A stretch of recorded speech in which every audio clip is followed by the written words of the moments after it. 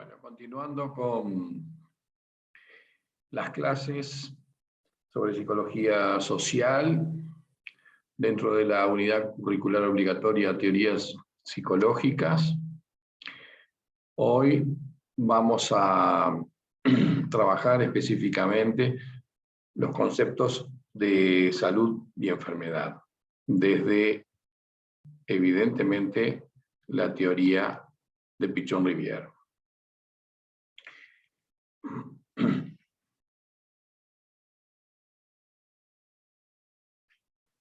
Bien. Pichon-Rivière, como hemos venido desarrollando a lo largo de estas clases, es considerado uno de los pioneros en la psicología social en el Río de la Plata. Su obra ha quedado registrada y marcada a lo largo de toda la práctica clínica y académica, y ha trascendido a nivel de varios países, diríamos a nivel mundial. Es un pensamiento donde encontramos a un transgresor, una persona que ha generado cambios importantes en todo lo que tiene que ver con la clínica, en todo lo que tiene que ver con el abordaje del ser humano como totalidad, en base a sus conceptos de vínculo, aprendizaje, comunicación, y dentro de ese marco teórico, la dialéctica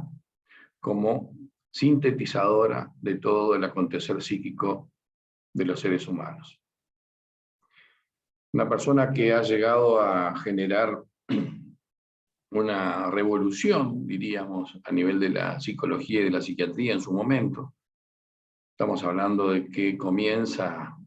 ya a generar propuestas y cambios significativos desde 1945 aproximadamente, ya integrado a lo que fue la Asociación Psicoanalítica Argentina, fundador de la Asociación Psicoanalítica Argentina en 1940, junto a otros psiquiatras, médicos, psicólogos, y fue un innovador, fue alguien que evidentemente dejó una huella significativa, ya desde sus comienzos, en lo que implicó el trabajo en las instituciones, una persona comprometida con la calidad de vida de las personas. Se encuentra trabajando en un hospital psiquiátrico y ve condiciones humanas muy deplorables, donde no veía cambios, estructuras rígidas, una asimetría muy grande entre los pacientes y el resto de las personas que intervenían en los procesos de rehabilitación, en los procesos de salud, desde los médicos, los psiquiatras, los psicólogos, incluso en todo lo que tenía que ver con el sostén hospitalario a nivel de la salud, como enfermería, alimentación, higiene, y empieza a ver que la importancia está en tener en cuenta al paciente como un ser humano íntegro, como un ser humano que está incluido en una sociedad, no excluido, no segregado, no discriminado, y trata justamente de lograr esos cambios. Primero empieza a trabajar con grupos, empieza a conformar grupos. Evidentemente él ya ahí tiene un sesgo muy importante de la incidencia de todo lo grupal, de todo lo contextual en cada una de las personas, no solamente desde lo familiar, sino también desde lo que tiene que ver con la sociedad en general y con lo que tiene que ver con la familia. Empieza a trabajar en lo que él denominó técnicas de grupos operativos, y donde enseñaba justamente al personal a cómo tratar, a cómo referirse, a cómo sostener y llevar adelante su labor, cosa que hasta el momento era absolutamente ignorada y no tenida en cuenta por los demás técnicos y profesionales que trabajaban en el hospital. También llegó a capacitar a los propios pacientes. Recuerden que en una huelga muy importante que hubo de la salud, él tuvo que implementar atenciones con aquellos pacientes que podían brindar también apoyo y asistencia a sus pares, e incluso llegó a percibir y a notar que los propios pacientes tenían una idoneidad, una sapiencia y una práctica muy importante, porque ellos evidentemente vivían cotidianamente esas situaciones. Y bueno, esto generó realmente mucha oposición, sobre todo por el poder hegemónico, el poder dominante, el poder institucional, el poder de las direcciones, de todo lo que tenía que ver con una gestión también de salud, con una gestión gubernamental, y empezó a ser muy resistido y cuestionado y criticado hasta al punto tal de que tuvo que en determinado momento retirarse de ese accionar que significó un apartamiento de lo que estaba logrando en el sentido de los cambios importantes que estaba generando en las personas, sobre todo, por supuesto, en los pacientes. Pillon, con la base psicoanalítica, que nunca abandona, la teoría psicoanalítica lo acompaña siempre, más allá de que centra todo a nivel de lo que tiene que ver con lo individual, en los aspectos específicos, psíquicos de cada persona, incorpora la influencia del contexto, de los grupos, donde está inserto la persona, la vida cotidiana, y todo el nexo que se da, como dice allí, entre el orden sociohistórico y la subjetividad. El método que utiliza es el ECRO, que es el esquema conceptual referencial y operativo que ya vimos la clase pasada, que es su herramienta, una guía para la práctica, dice Pichon-Rivière, y empieza a trabajar con lo que tiene que ver con el abordaje grupal, familiar, lo que tiene que ver con las dinámicas familiares, con cómo se daban los procesos de vínculos, de comunicación y de aprendizaje, los roles, conductas repetitivas, estereotipadas, conductas que no lograban cambio, y dentro de lo que consideraba importante es cómo el motor de todo vínculo, el motor de toda instancia relacionada con un otro, para Pichon-Rivière está basado y centrado en la necesidad. Dice expresamente eso que está allí, que el hombre es un ser de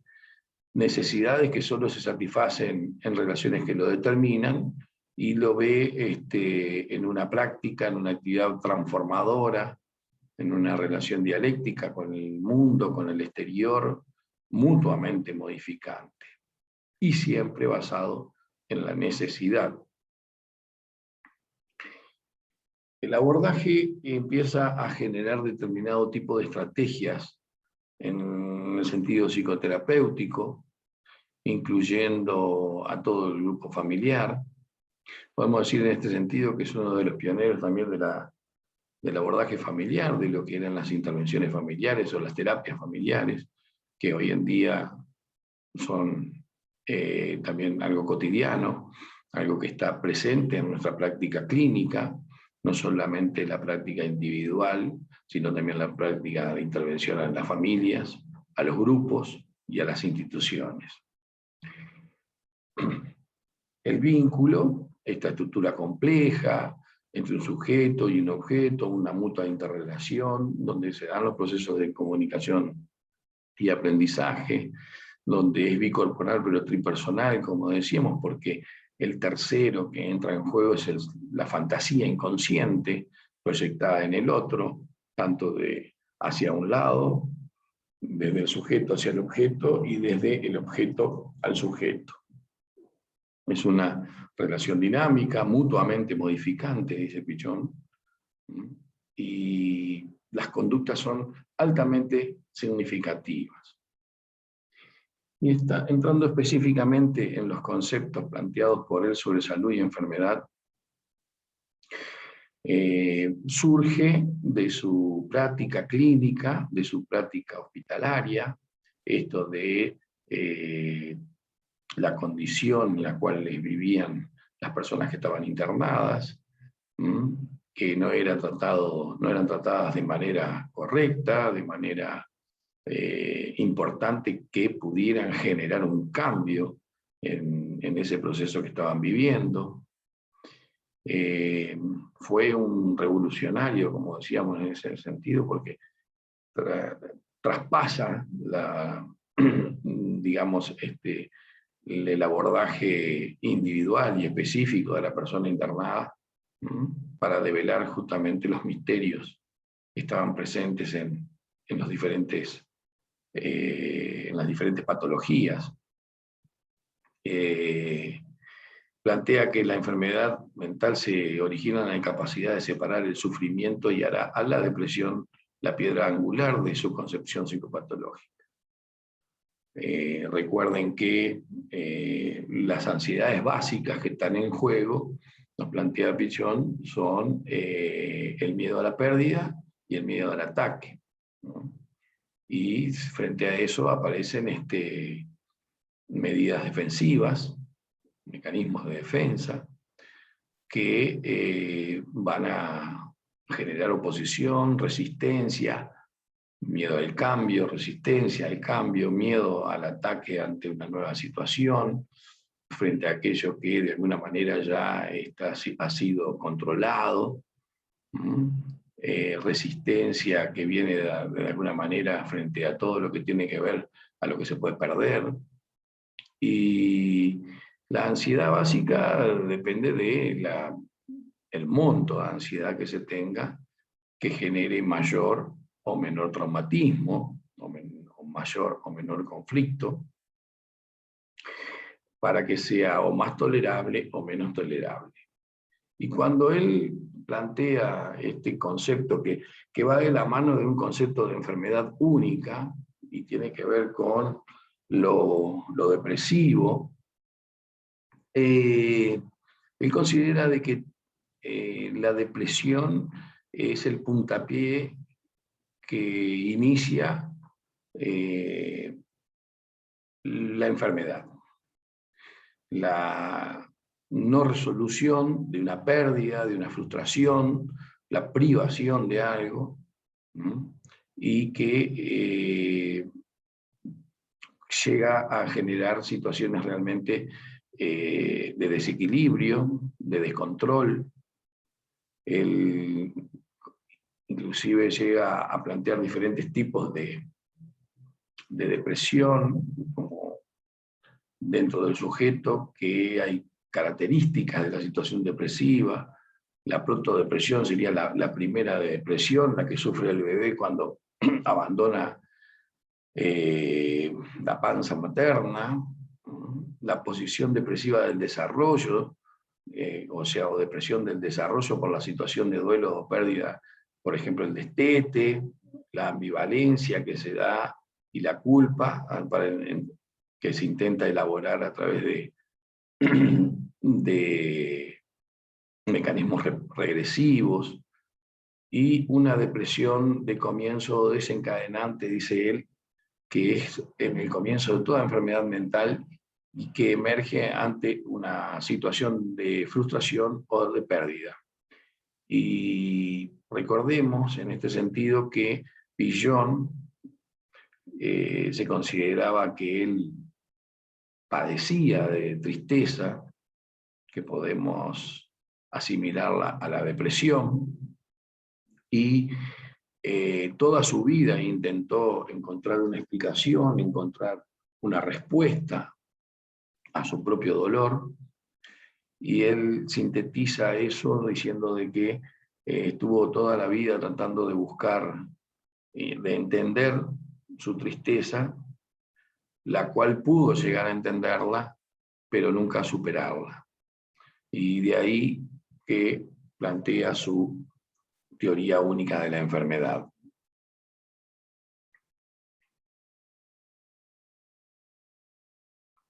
En cuanto a la denominación, en cuanto a lo que tiene que ver con cómo define cada uno de estos conceptos, habla de adaptación activa y adaptación pasiva. Adaptación activa como salud y adaptación pasiva como enfermedad.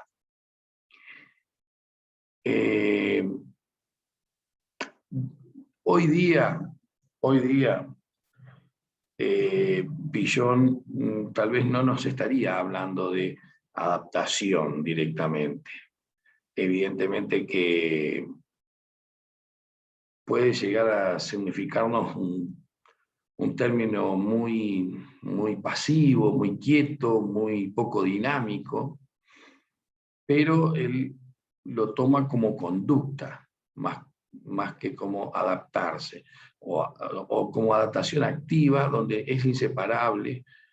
uno del otro. Hoy día, dentro de lo que nosotros podríamos considerar un concepto mucho más aplicable, podríamos hablar de actitudes, podríamos hablar de comportamientos, podríamos hablar de conducta directamente, y no de adaptación, que generaría una situación como muy sencilla, como que se enmarcaría dentro de algo preestablecido, pero no, él no lo toma desde ese lugar, sino que lo toma como realmente algo donde el individuo va transformando y transformándose. Adaptación como cambio, como transformación, como creatividad. Y centrado en la salud y enfermedad en el vínculo. Y dice que la salud mental consiste en el proceso en el que se realiza un aprendizaje de la realidad a través del enfrentamiento, manejo y solución integradora de los conflictos. O sea, él cuestiona aquí, de alguna manera, todo lo que tiene que ver con la vida cotidiana, con lo que tiene que ver con las conductas estereotipadas, conductas repetitivas permanentemente que se dan en cada uno de nosotros a lo largo de nuestra historia. Una teoría única de la enfermedad y, como decíamos, la conducta como estructura, como sistema dialéctico, en permanente interacción, modificación mutua, tanto intra como intersistémico, y una relación intrasistémica, pero que se da en el yo, dentro de la persona, o sea, en lo que tiene que ver en una síntesis entre lo intrapsíquico y lo intersubjetivo, con la incidencia de todo lo que tiene que ver con el entorno y el contexto del individuo. Mundo interno, relacionado y conformado a partir de la interacción entre los objetos, los vínculos que uno va incorporando, que uno va introyectando, y lo que va también actuando hacia afuera, generando en esta comunicación, en este aprendizaje. Habla de sistema no cerrado, porque proyectamos e introyectamos. Es muy interesante cómo Villon ya empieza a manejar los conceptos de sistema también, como algo muy importante que tiene que ver con una serie de relaciones, de vínculos, de interacción, donde hay más de uno, no solamente las personas con lo específicamente vincular, sino también con todo lo que tiene que ver con los procesos internos de cada persona, con todo lo que tiene que ver con esa situación de lo inconsciente que entra en juego cuando nos vinculamos. No nos vinculamos con todas las personas de la misma manera, todos generan determinados significados en nosotros, repercute de determinada manera, y eso nos hace actuar también acorde a lo que nos significa cada uno. Y conductas como intento de respuesta coherente y significativa. Toda respuesta inadecuada, dice, la resultante de una lectura distorsionada o empobrecida de la realidad. Y la enfermedad, una perturbación en ese proceso de aprendizaje de la realidad. Un déficit en el circuito de la comunicación. Dice Pichón, el sujeto es sano en la medida en que mantiene un interjuego dialéctico con el medio y no una relación pasiva, rígida y estereotipada. Aquí es donde él cuestiona todo lo que tiene que ver con la vida cotidiana, ¿no? Donde no se producen cambios, donde no se producen transformaciones, sino repeticiones y adaptaciones pasivas, ¿no? a nuestra realidad, a nuestro entorno, a nuestro quehacer cotidiano. Y dice, la salud mental consiste en un aprendizaje de la realidad a través del enfrentamiento, manejo y solución integradora de los conflictos. La posibilidad justamente de generar un cambio, de ser creativos. Él habla del proceso creador, aquello que se convierte en algo que transforma, que modifica, que cambia. Y plantea la conducta como sistema dialéctico, dividiéndola en 4 principios. El primer principio, el de policausalidad, allí Pichón hace referencia a que en la conducta nos enfrentamos con muchas causales, muchas causas, no solo una. En la génesis, en la etiología de nuestras conductas, nos vamos a encontrar con una pluralidad causal. El de pluralidad fenoménica, que toda conducta siempre abarca las 3 grandes áreas, que son el sentir, el pensar y el actuar, el sentir, el pensar y la práctica, donde de alguna manera se dan diferentes posturas, diferentes compromisos de las áreas, donde hay un vínculo que es más significativo según el área más predominante en la cual aparezca. Un principio de continuidad genética y funcional. Él habla de un núcleo patogénico, un núcleo patológico de naturaleza depresiva, y de ahí el concepto de enfermedad única a través de la depresión, porque todas las formas clínicas, dice él, son resultado del desprendimiento, de una pérdida, de una frustración, y vincula siempre la enfermedad mental a algo depresivo. Situaciones de dolor vividas por la persona, y que las vive como una catástrofe, como algo realmente como muy negativo, de mucho dolor. Y la depresión viene a ser como el hilo conductor, dice Pichón, a través del proceso de enfermar y de curar. El principio de movilidad de las estructuras implica situarse frente al paciente con un esquema referencial, con su método, pero que ese esquema referencial sea flexible, sea plástico, no rígido, para no caer justamente en equivocaciones o en repeticiones de lo establecido o de lo formalmente establecido. Las estructuras, en esto de la movilidad de las estructuras, son instrumentales y funcionales, dice Pichón-Rivière. Bueno, y con estos 4 principios, Pichón enfoca el fenómeno de enfermar como producto de múltiples factores que interactúan entre sí a lo largo de un proceso. La familia, para él, unidad básica de interacción, es un espacio específico, es un sistema entre el individuo y el ambiente, es lo que mediatiza al individuo entre lo interno y lo externo, lo que puede brindar las satisfacciones y generar las necesidades, tanto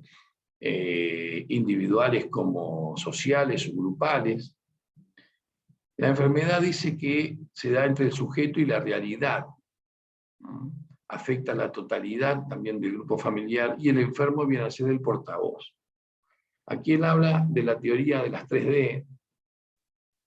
donde el grupo familiar enfermo, la teoría de las 3D tiene que ver con el depositante, el depositario y lo depositado. Los depositantes son los que ponen en un otro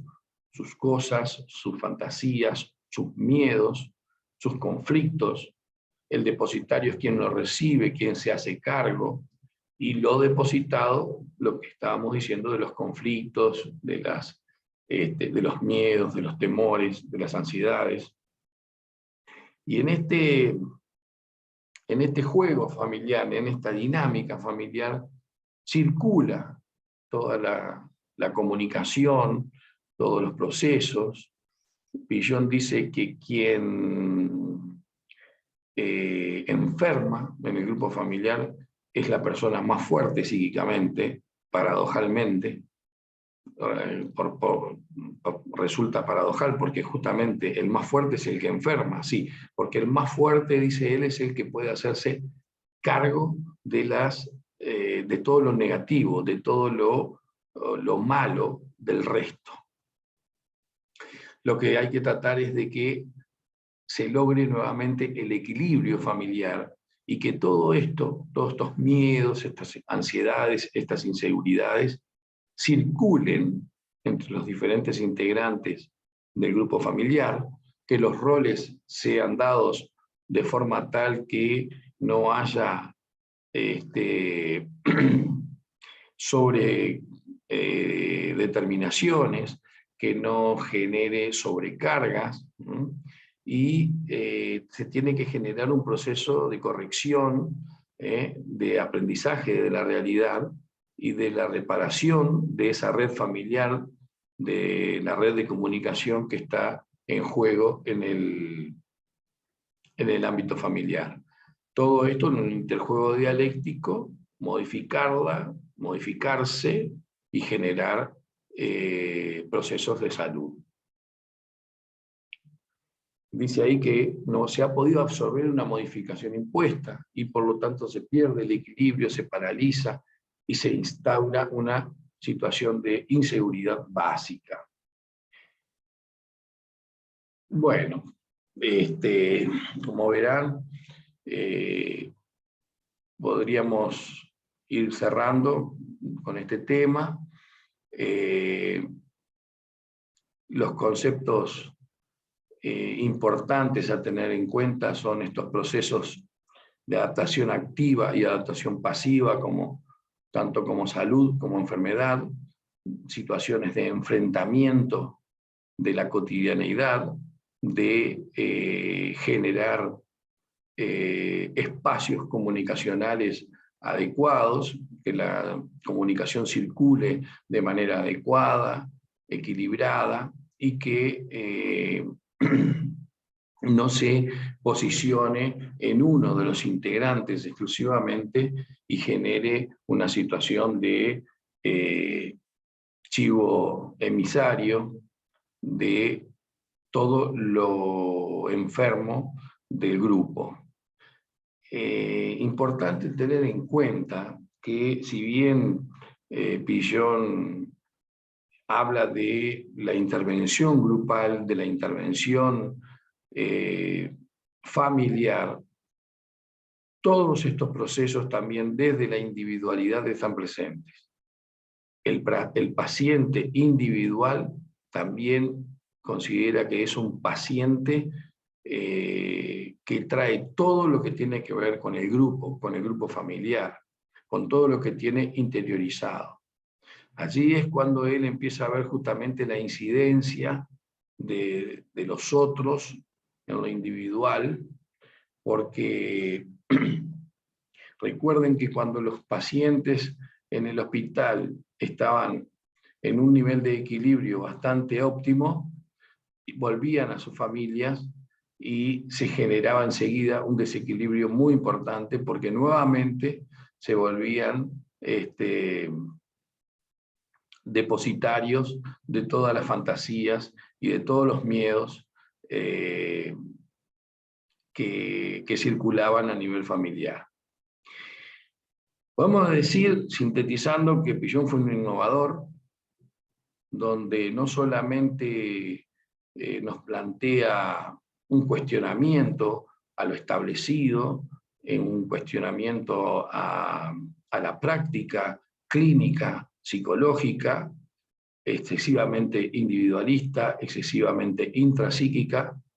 generando un cuestionamiento y generando un cambio a través de una propuesta teórica, metodológica y práctica, donde cuestionaba los modos de intervención, los modos de generación de abordaje de las enfermedades, de las patologías, e incorporó una visión mucho más compleja de lo que hasta ese momento se venía dando en lo que tiene que ver con el psiquismo humano, que se lo veía más como algo mecanicista, positivista, desde el punto de vista epistemológico, y comienza a generar una transformación. Es uno de los precursores de lo que hoy consideramos el pensamiento complejo que se caracteriza por lo interactivo, el trabajo en red. Es uno de los pioneros en ese sentido, de trabajar en red, en trabajar con la comunidad, en trabajar con el contexto, con lo social, con lo económico, con lo cultural, no descontextualizando a los pacientes, internándolos, recluyéndolos, aislándolos de la sociedad. Es un pionero en lo que tiene que ver con el cuestionamiento a la institucionalización de las personas,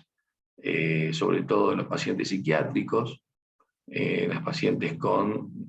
problemáticas psíquicas y emocionales importantes, y cuestiona la cotidianeidad. Dice que cuando